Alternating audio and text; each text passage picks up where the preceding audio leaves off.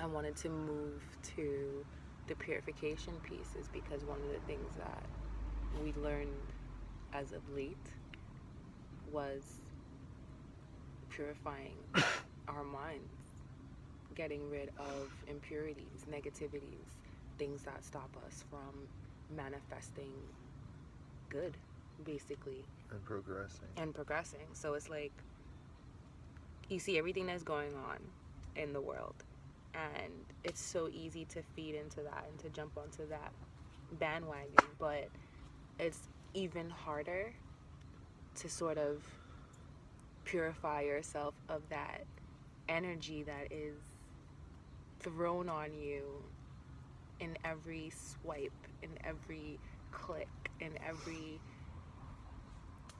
conversation. So when do you have the time to purify and get rid of negativity?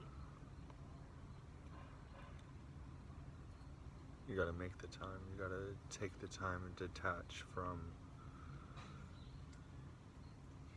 the way you view the world, albeit television, news, social media. All of that has an influence on how you perceive the world.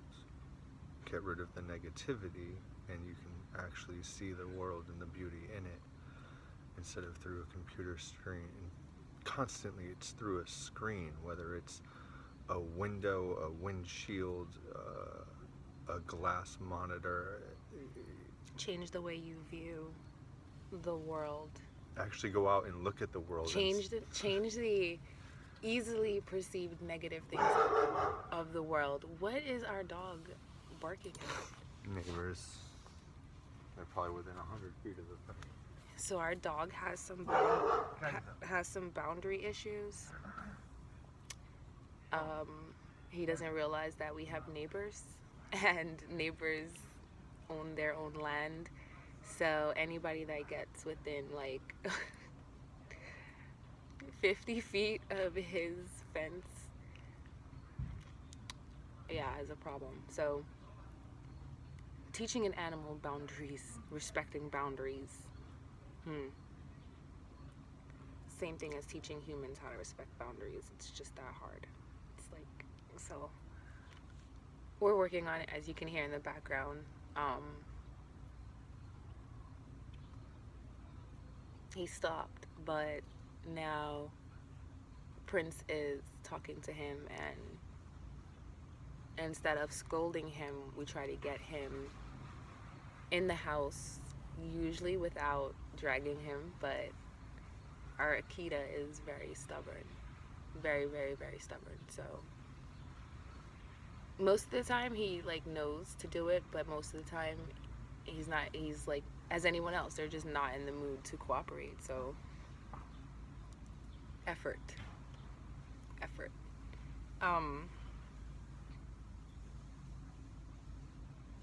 While he's gone, I'll say a lot of wanting to do this is learning about vibration and energy, and what you put out there basically is what you get back. You reap what you sow. You reap what you sow. So for every bad thought, bad energy, bad action, bad deed, we need to put out 10 times more good. I'm back, and it seems like I missed a lot. Well, when I play the video back for you later, you can see what you missed because I talked about you. But what you walked in on was the idea of you reap what you sow. I was thinking about that in the shower. Like this morning, you know, we did our yard work and our housework, and like thinking about gardening. You reap what you sow. You plant a seed, you nurture it, you care for it, it grows into abundance. There are times that we have planted things and forgot about them, and literally they become poisonous. Like literally. Potatoes. Did you know potatoes are poisonous?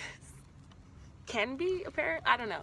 But basically, okay, you reap what you sow, right? So we decided we've been into gardening. So we had a lot going on. We took on gardening, and we're like, we're going to plant potatoes in a certain time of the season, and we put them in our root cellar downstairs and completely forgot about them for months. And like months on months. And it wasn't until one day we were down in our basement, which we rarely spend time down there, and I started to get lightheaded. I didn't feel that well. He started to get lightheaded, and our dog refused to come downstairs. Refused. Which we found odd, because he usually likes to be with us in like everything that we do. So the fact that he wasn't coming downstairs was like... And it was hot and it's cool downstairs. That seemed like the most obvious place for him to be, is to come downstairs with us where it's cooler and where we are. Which is why we were down there. Yeah, and he just refused, like even with a treat, right? Like we tried to convince him to come downstairs with a treat. So we knew something was wrong. And they always say, listen to the animals, right? And the animals know. So... And my mom had mentioned about potatoes to us that day as well. Randomly, his mom told us, are you guys eating enough? Maybe you guys should eat some potatoes. Mm-hmm. Which is just so weird. We Googled it, and Google's like the source of every piece of good and bad, false information or whatever. But apparently, potatoes can let off this gas that can be poisonous. We got rid of the potatoes. Basically, we aired it out. Our dog now goes downstairs. So whether or not it's true or not, you learn to listen to the animals, number one, and number two, you reap what you sow. We literally forgot about something, gave it no attention, no nothing, and it turned poisonous against us. So if you think about it in terms of relationships, imagine like something that festers can literally turn poisonous. The smallest thing that can turn to anything. So you reap what you sow, and you put in effort where effort is due. And like with gardening, there are things that we put a lot of effort into, and we can see the results of it. We've been able to basically eat from the seeds that we've planted. Mosquito. I did. Because like you really don't want to kill mosquitoes, but at the same time, they are invasive things. That one's full of blood too. So,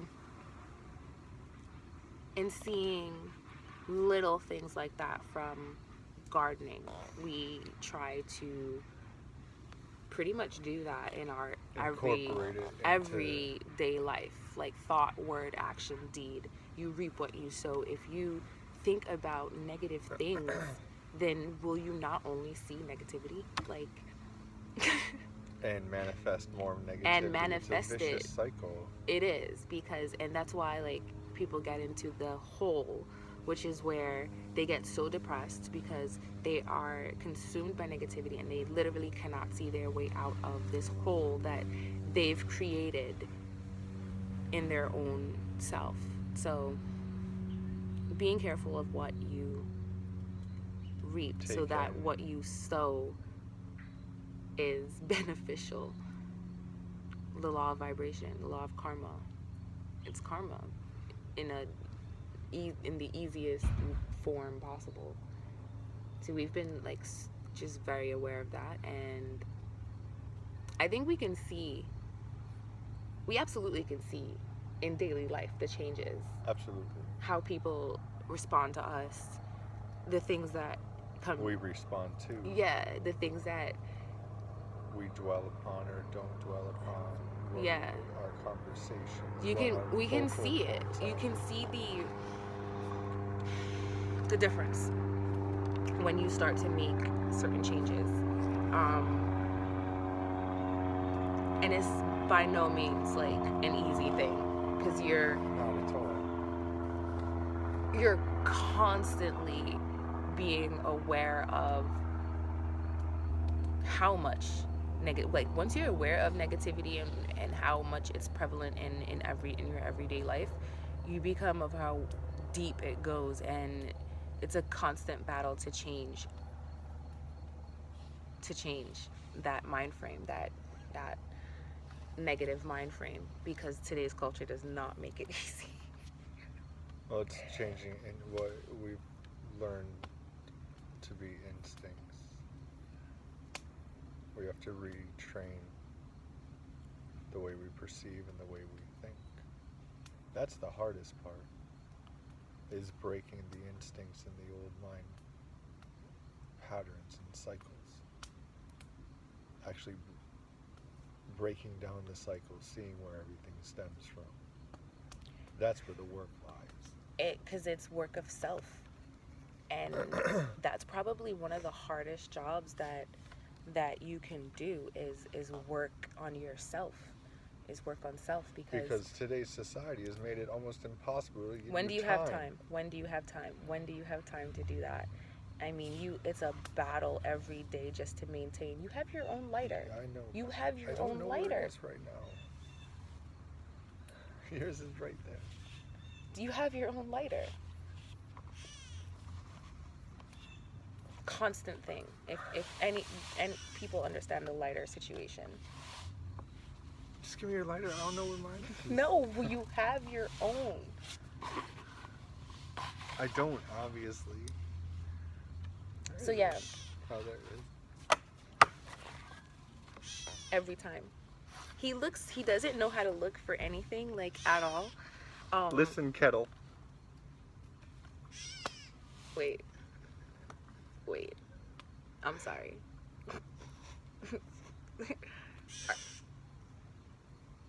Are you trying to say I don't know how to look for things? I find everything for you that you don't even lose. And I find things for you that you actually lost. This is totally a sidebar right now, but you can't be serious. Yes. This was we're gonna play it back, but this was a perfect example of your life.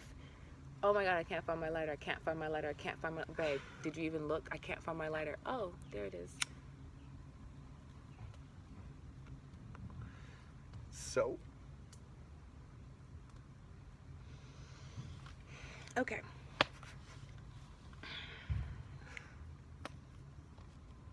And this is how we get sidetracked. No. This is how he sidetracks me all the time. But granted, She had to do was hand me the lighter and it wouldn't have sidetracked her. Actually, no, there's a reason why we both have our own specific lighters. Like, show them your lighter. We each have our own lighters all the time for a reason. For a reason. And how many times have you asked me for my lighter and I just hand it to you? Because you've left it somewhere. Yeah, because it's so rare that I actually need your light. But why did we start having lighters? Why did we start having our own lighters? Do you remember? Yeah, because you kept losing them. You're just gonna lie to people. All right. Obviously, the self lessons that we learn, it's a learning progress because he really is still in denial with certain things, as you can see. He still lies to himself, and it's hard. It's hard to talk to him when he just is gonna completely deny certain things, you know? Basically, it's hard to talk to anybody when they're just like gonna deny things. Mm-hmm.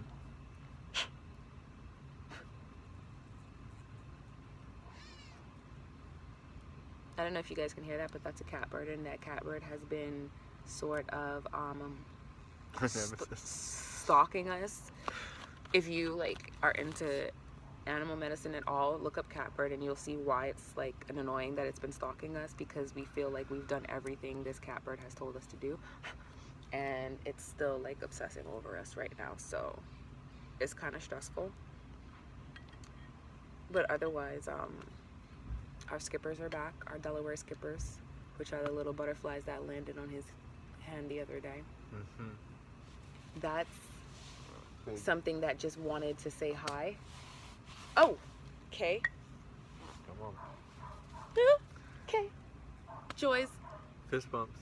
Yeah, so the joys of nature. And I think that is a perfect example of what we are supposed to do, is kind of learn to coexist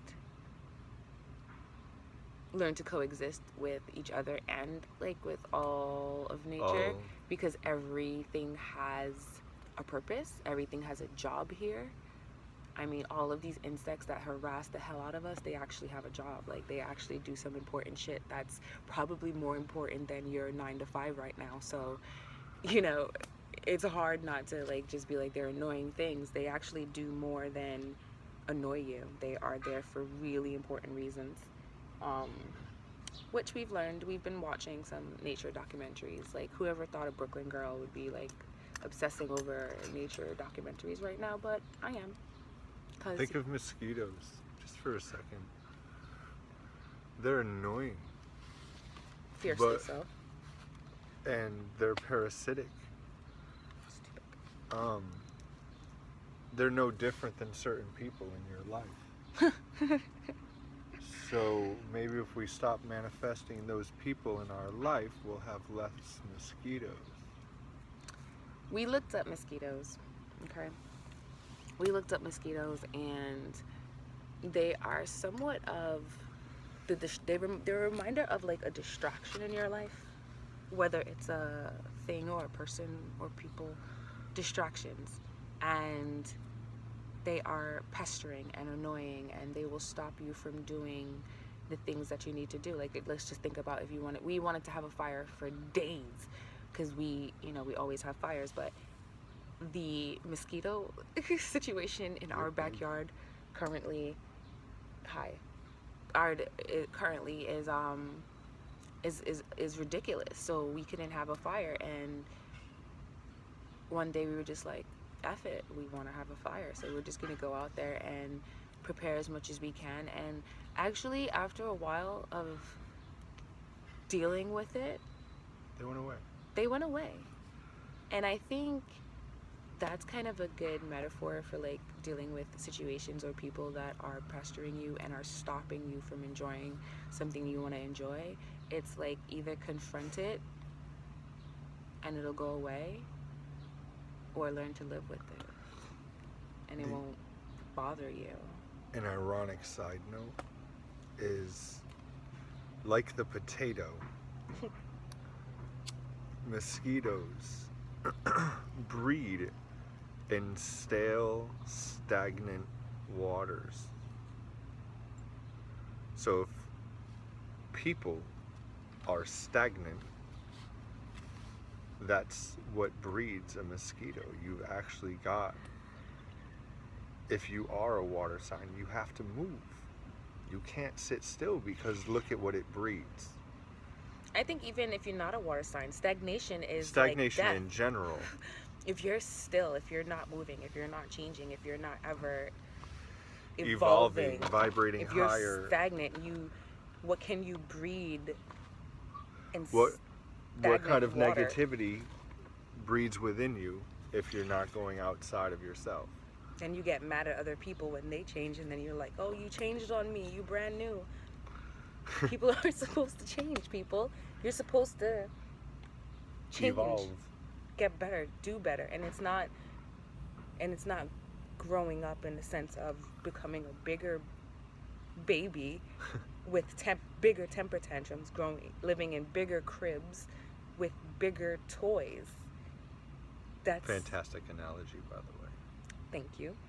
That's really, but if you think about it, that's what's happened. That's kind of what happens. Like, we just get bigger and want bigger toys. Look at the baby that's in the biggest house of them all. I mean, it's... No. We don't do politics. I know. We don't do politics. Because, yeah, we don't do I mean, I'll talk on politics, I'll talk on spirituality, religion, all of that, but I think that people don't really want to talk about those things. So they don't need to. They're unnecessary. It's like, I wouldn't even really debate a person that wants to, because I think that they'll get mad when when we disagree, when the whole point is kind of understanding why we disagree and coming to a form of, like, compromise or something. But people just get mad because it's really about their way, their right, and if you don't conform to that, it's a problem. So that's why I choose not to have certain conversations with certain people. You just know it's going to end in an argument, and you're just going to know it's going to end in their hurt feelings. Or they're going to be insulted. Like, why would they be insulted when you have a differing opinion? I'm not sure. Because they're insecure in their own opinion. It's an ego thing. It's an ego. Which is like one of the most dangerous things for you to live your life based on. Your ego, your hurt feelings. Ego and pride. Like, people have done some really horrific things because their feelings were hurt. It's the 7 deadly sins. I mean, that's 2 of them right there. Envy and pride are all fed by ego. Technically, all the 7 deadly sins are fed by ego. Feed ego. Feed ego. Yeah. Here. It kind of just trips me out. I just want you to notice this. I'm Watch. here. See? No, not even. Do you see? Not even. See? Not even. She had it. Because She when had we it. play this back, we're going to see him pass it to me. Just off GP. I'll hand it to her off GP. I get a fight when I ask for her. Because he gets a fight because he claims that he loses things that he doesn't even look for in it. And I lose stuff all the time. it's quite irritating, actually.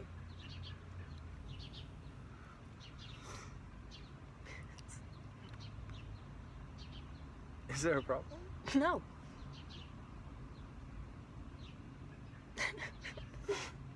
What? What's your problem? I don't have a problem.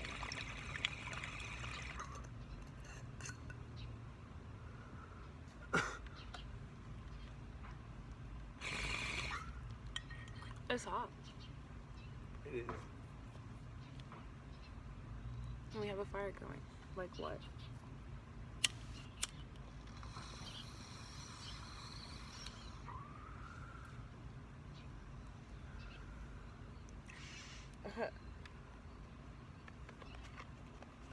You lost that. Our cat bird.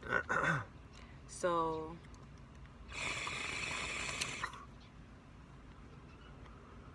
who's that dread trying to spit knowledge, smoking the cancer sticks, right? One way of looking at it. But if you know anything about alchemy and purification,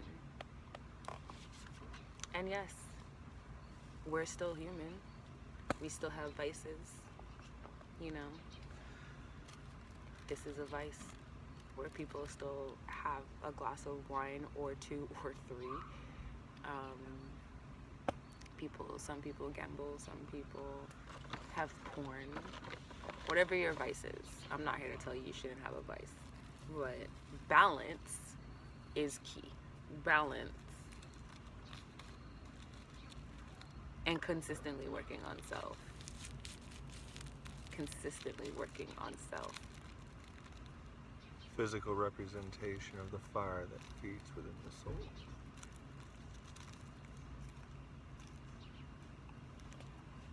I think you put up a post a while back that said, we don't smoke, we meditate.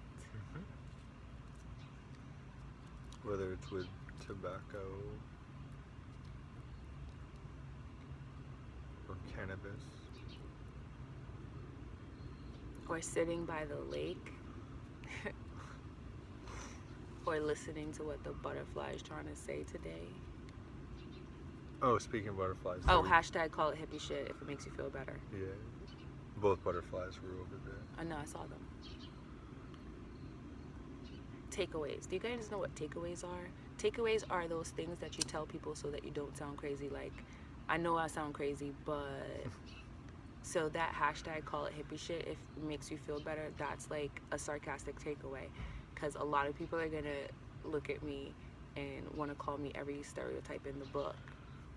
And it's like, we don't peace loving and all that shit is like hippie to some people because it's a fucking box. So call it hippie shit if it makes you feel better. But at the end of the day, it's real what life. are you on versus what am I on? At least I am trying to spit hippie shit, peace and love. And I'm not sure what other people are trying to spit out there or put out there, but for myself, I know what vibrations I want to bring back to me. I know what I want my manifested destiny to be. So letting somebody else dictate who or what or why. what we do, which is probably why we're speaking now, because it's like if we thought about it and we're like, oh, people are going to think we're this, that, and the other, then we're never going to say anything that needs to be said, and no knowledge ever gets spread or shared. So you stop thinking about that and you just reap what you sow. So if we are trying to put out good vibes and good energy, we will sow just that. And the people that are against the energy that us and other people are trying to put out there, they will reap what they sow. Just be responsible for your own shit. Be responsible. And realize that you don't even have to, like, people are going to approach you with negativity all day, every day. It's a test, so to speak. And it's a testament to how high you're vibrating.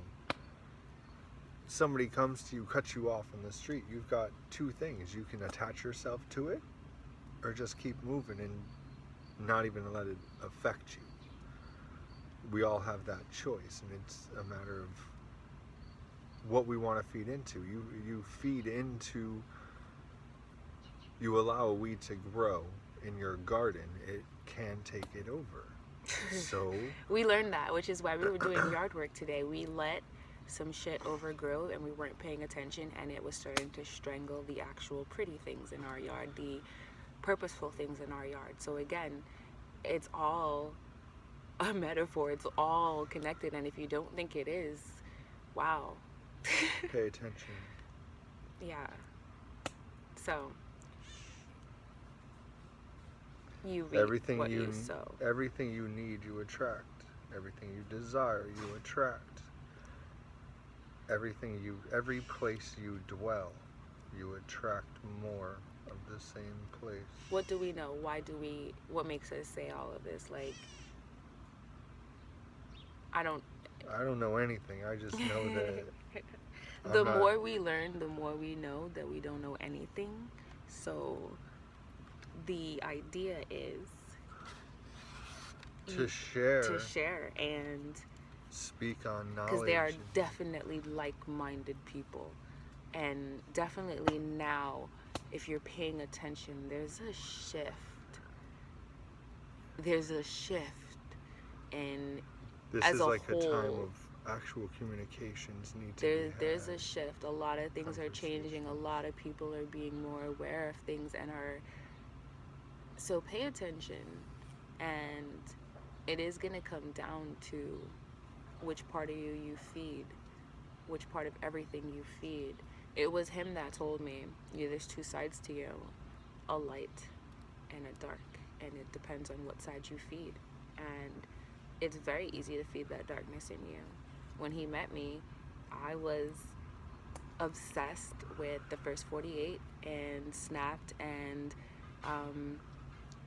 Honey, I Married a Serial Killer and all of these and the Forensic Files, all of these crime shows, Law and Order. I knew everything by heart, like all of those shows, and to the point where it was the only thing that was on TV, like at all times. I actually slept to it. I let the TV run with crime, and then I wondered why. I told him one day how I'm having sort of issues, anxiety issues on the train, and he pointed it out to me. He's like, look what you're feeding consistently, constantly feeding yourself. And he made me switch to cartoons, funnily enough, and the lightness and joy that a simple cartoon can bring is a representation of just a shift in your mentality, the lightness and joy. They're seeing that there's another side to everything. What helped me is like going from that catonic state. Speak up, lovey. Going from the catonic state of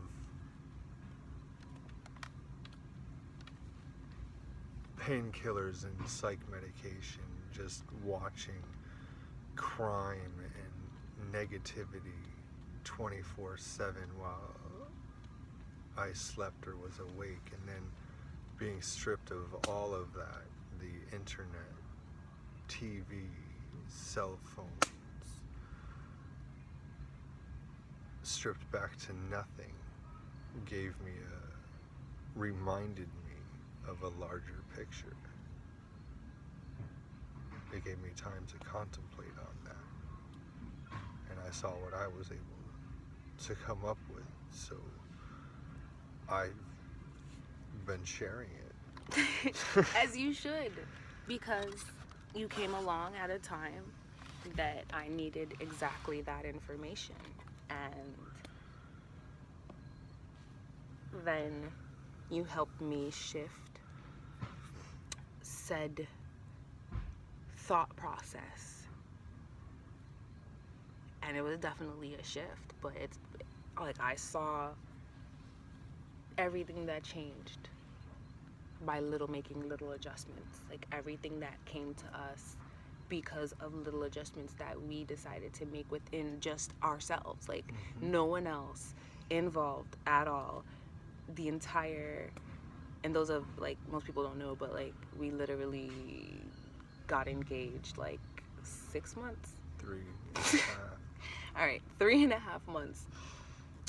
3.5 months after our first conversation, him and I got engaged. So ever since then, it's just been us, and we've done it in a way where there was no outside distractions at all, like at all. No influence from friends, family, nothing. No TV, no traditional dates. It was literally just conversation. And from that, we built what we built in the beginning. So we just kind of knew, and then once we kept building, we like, because I like to use the hashtag a lot. We build daily, because we do. Like we spend a ridiculous amount of time doing exactly this, like talking and like remembering certain things and learning from certain things. So we see why our foundation is as strong as it is now because of how we started. And so we just continued everything like that. So we didn't bring anyone else into our relationship until we were strong enough that their opinions didn't matter anyway. And that sounds really fucked up, but nah, you have to be like that sometimes, because a lot of people, whether they mean well or not, they give you their advice. What is it that you say? They give you your best advice. Your best advice is from your worst experiences. So someone meaning well will tell you, don't talk to this kind of guy because of this insert stereotype here. So that person meaning well, based on their own experiences, will sort of guide you away from your own experiences. But sometimes you have to follow your own intuition. So when I met him, if I told people exactly the definition of how we met, what happened, all of that, I guarantee you people with him and I would not be together right now, because like yeah, he was everything they told me not to pursue or look for. He came with a lot.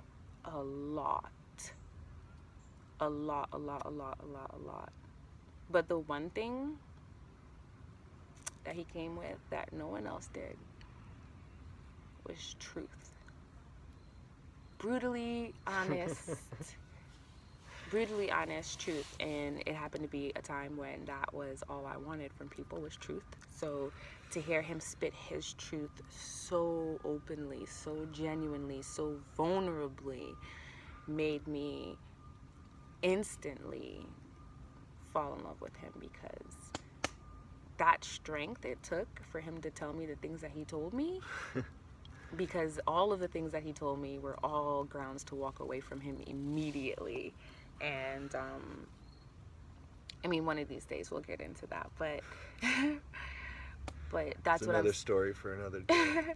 But it's basically to say that building your own foundation first, knowing yourself first, and then when you are in a relationship with someone else, it's cutting out the distractions sometimes and focusing on And sometimes relearning yourself with another person, because you can learn yourself, but you can learn yourself alone, but you've got to take that core of what you know of yourself and people adapt say that it. you shouldn't know that you should know yourself before you get with another person. Okay, he had a good idea of who he was, I had a great idea of who I was, but you know what, when I met him, that shit all changed.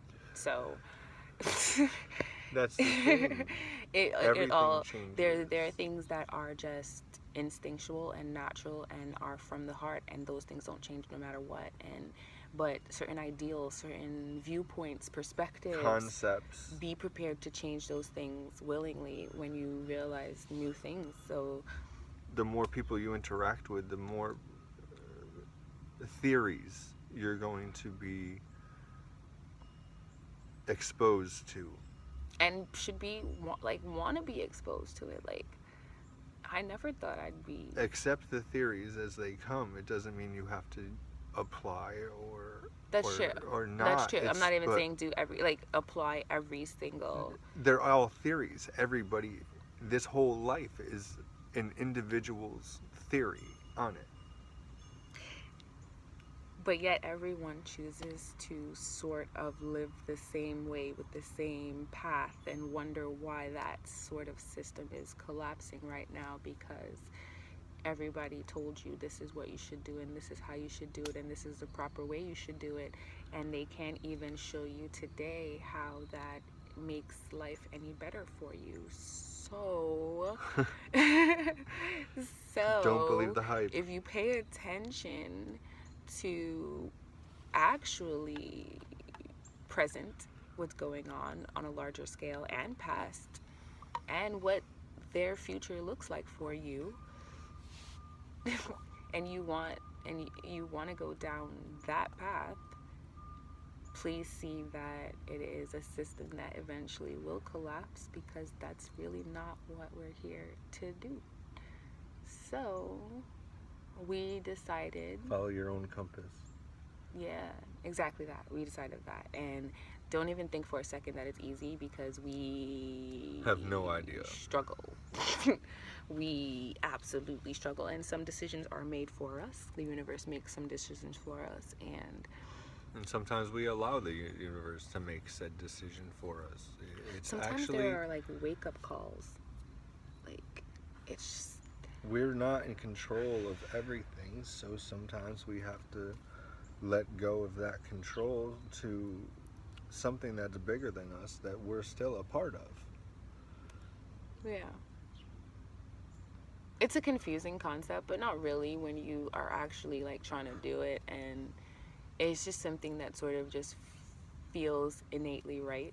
So it kind of makes it easier as you go on, but every philosopher anybody's ever read, none of them were wrong, and that's what people have to realize. They may not agree with what they've written, but none of them were wrong. They all saw the same basic things. Different ways, different viewpoints, different perspectives, all different perspectives of the same thing. All religions based on the same principles before they were sort of watered down to suit certain people's ideals. But if you really pay attention to the basis of where certain religions started, certain thought processes started, this is where documentaries are awesome. But if you pay attention to where things originated, you'll see that they're all pretty much interconnected. They all pretty much say the same thing. They're all searching for the same thing. So why are we all acting like we all have the answer when nobody has been really able to show you yet that this one particular thought pattern or religion is the way to go? So we have been sort of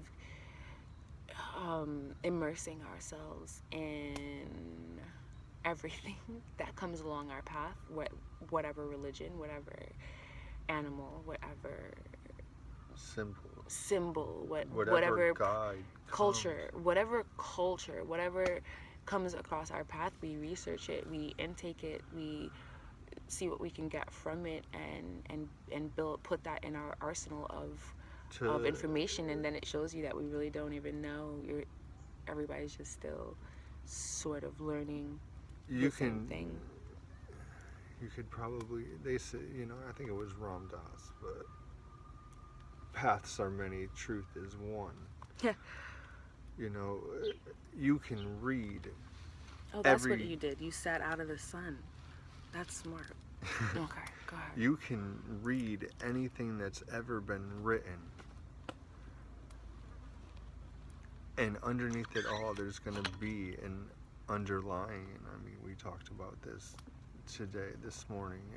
They call it universal law or universal truths. It doesn't matter which one, but everything stems from there. No matter what the story is, no matter what the insight is, no matter what the philosophy is. And that's why the more you start to think the more you realize you know nothing, and how vast and expansive, because it takes every single thing to work in harmony. Every human being has chosen a path, whether light or dark, and that's what's making this up. And as more and more are choosing darkness, more and more are being brought back to counterbalance into the light. Eventually the light will overcome. Basically, it's just a question of when and which side you're going to be on at that time, and how much of your life you will get to your purpose you will get to fulfill. Because if you think that you have It's a spiritual given birth to some kids and had a job and maintained, and you retired and you die, if you think that that's your purpose, I mean, okay, but if that can't be everyone's purpose, because what's the point of that? Or we shouldn't be spending time what's the doing point of that? Last I knew, paper was not a key to survival. Pieces of paper and numbers are not the key to survival. Fire, food, and shelter. Yeah. Because a lot of people, you take them out of their creature comforts and habits, and you put them in a scenario, cribs. their big baby cribs with their big fancy baby toys, and you put them in a scenario where they don't have any of those things, but what is growing around them and moving around them in the wild, and that will separate the survivors from the food. Basically, quick story. We and this goes to like how much we try to do it in our daily lives and with the people that are around us, and it's probably annoying for them, but we joked with his mother that she'd die of starvation in the wild, because we were having we were eating lobster, and which we never really do, but we were eating lobster, and you gotta crack it open and all that stuff, and she was acting like she couldn't. She's eaten lobster before, that's besides the point. She's acting like she couldn't crack it open, and she was waiting for someone to do it for her, and we were all like doing it for ourselves. He was doing some for me, because that's just what his job, he's trying to be more so than usual attentive, so, but that's besides the point. She was just refusing to kind of do it for herself, and we were like, everybody has their protein for the day, and we're all eating. Who in the wild has time to cut up your baby food for you? You're gonna fucking starve. Yeah. People, like, we've been watching these documentaries where some animals like literally give birth to their kids and bounce like same day, and while some will just lay the eggs and bounce. Or some of them, they nurture and cut up your food for you for the first year. It's all different species, do different things. But what kind of baby are you? Like, that's the question. And at a certain age, How big of a baby are you? at a certain age, though, those animals, they all grow up and they all do for themselves. Whatever age their parent leaves them in nature, they end up either surviving or not. They either have the instincts to do so or they don't. And they're not relying on their daily Starbucks to do so. So... Or weapons. I mean, yeah. But it is... We've, like, almost been going for an hour. And the sun's kind of right on us now. Yeah, which makes no it... out of the sun now. Which makes it super uncomfortable for us. So, we're gonna sign off for now. I actually think it was super therapeutic. It's kind of cool. Actually, yeah. Even if, like, no one sees it, it was good for us to do, I Just think. to verbalize different things. And I kind of look forward to the playback for shits and giggles. Mm-hmm. Because, you know, yeah. All right. Deuces.